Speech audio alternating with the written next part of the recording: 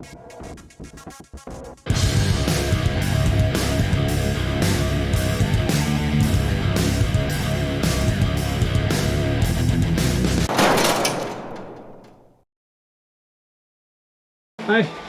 here we go, 20-minute FTP test today. So we're just sort of kicking through the warm-up, a couple of ramps coming up, and then 20 minutes all out. And then I'll probably catch us towards the end. Hopefully it's out in the garden, bit of a sweaty mess trying to cool down. And yeah, talk about what results we've got, and start maybe trying to discuss a few targets of where we'd like to be in a few weeks' time. Let's go.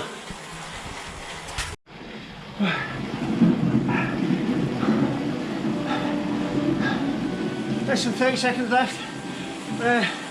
Averaging just shy of 220. I can see the end now.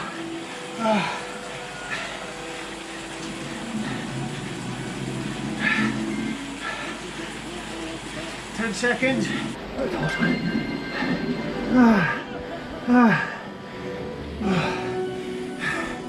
There we go. Oh my god. Oh, well, 203 watts. It's a slight improvement on the 187 or so. I really felt that one. I feel pretty sick.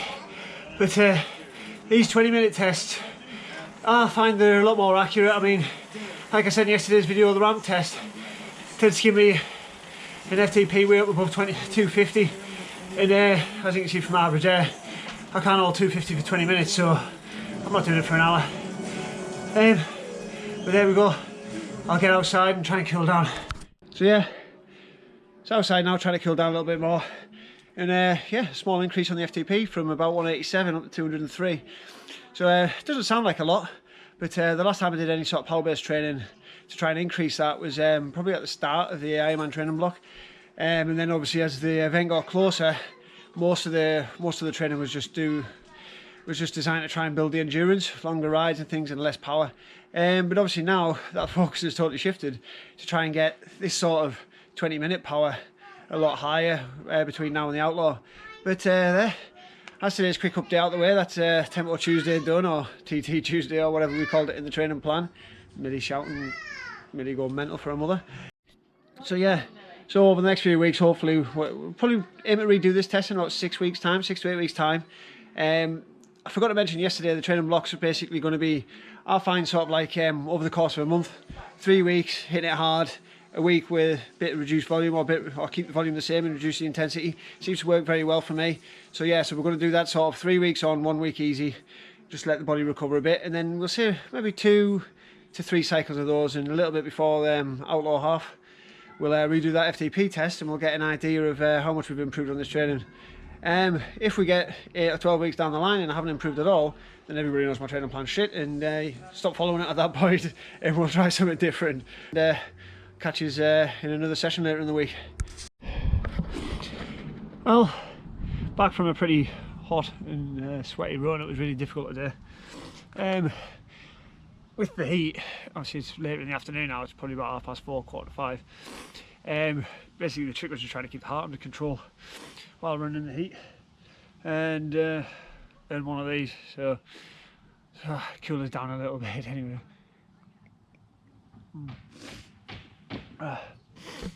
But anyway, yeah, we were out for an hour, 12k, so I'd say what, 458k or something, I think the watch said it was. I haven't checked the average heart rate, but I'll pop it up here. Basically the run was mostly probably 90% easy, with a couple of little threshold efforts in where I was aiming for around about 4 minutes a kilometre.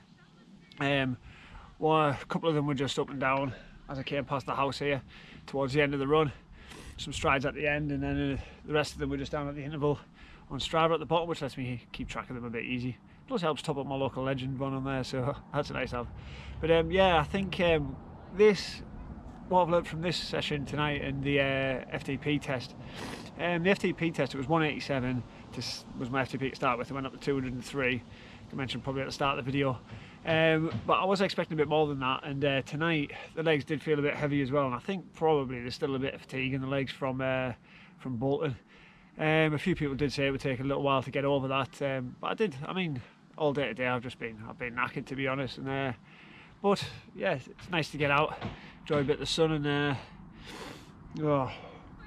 spend the rest of the afternoon just chilling in the sun, have a beer, and I think tomorrow I've got a gym session in the morning, then we've got Tri Club technique swim in the afternoon. So yeah, looking forward to a Friday.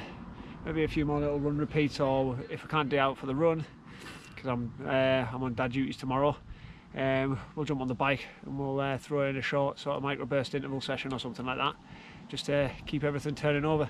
So I'll catch you next time. Hopefully we'll try and get out somewhere on Sunday, get out somewhere with a bit of scenery, and get a few miles under the belt on the bike again, and just get back to normal. So catch you then.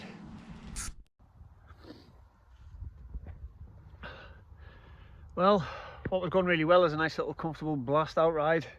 I'd only planned to do an hour. I've done 40 minutes in, less than, and the old hands started to go a bit queer. I think if started to feel pretty uncoordinated with my left hand again, so I think part of it's probably to do with the heat and dehydration again, which is really does kick my ass at the moment. But I think if I'd been missing my tablets, that could have been kicking into a bit of a seizure tonight, but thankfully we stayed on top of them. But yeah, I'm not going to push my luck, so I'm going to call the ride there and get picked up and just get the bike back home. I don't want to push my luck and crash it and hurt myself and break my bike, so let's see what the crack is, and hopefully we can get back and just chill out a bit, maybe finish the ride on Zwift if we feel alright, but we'll see how we do. Right, well, I'm going to wrap this one up a little bit unorthodox and a little bit depressingly, because well, as you've seen from the last clip, the Monday night ride obviously didn't go very well, because thankfully, I suppose the one saving grace is that whatever that was tonight didn't develop into a full-blown seizure. But it has given me confidence a bit of a knock, to be honest. And like, part of the reasons, I mean, this weekend was a disaster, partly just because I didn't feel right all weekend, and I'm a little bit paranoid, if I'm honest, about having issues out on the bike, so I tend to do a lot of my training very close by. That's why a lot of my runs have been up and down and stuff, and tonight I decided to go out on the bike rather than do it on Zwift, just because it's too warm to do it indoors, and obviously this has happened. It's frustrating, but I suppose the one thing I can take away from it is whatever is causing this, which the doctor seems to think is a bit of swelling around the surgery site. Nice bike.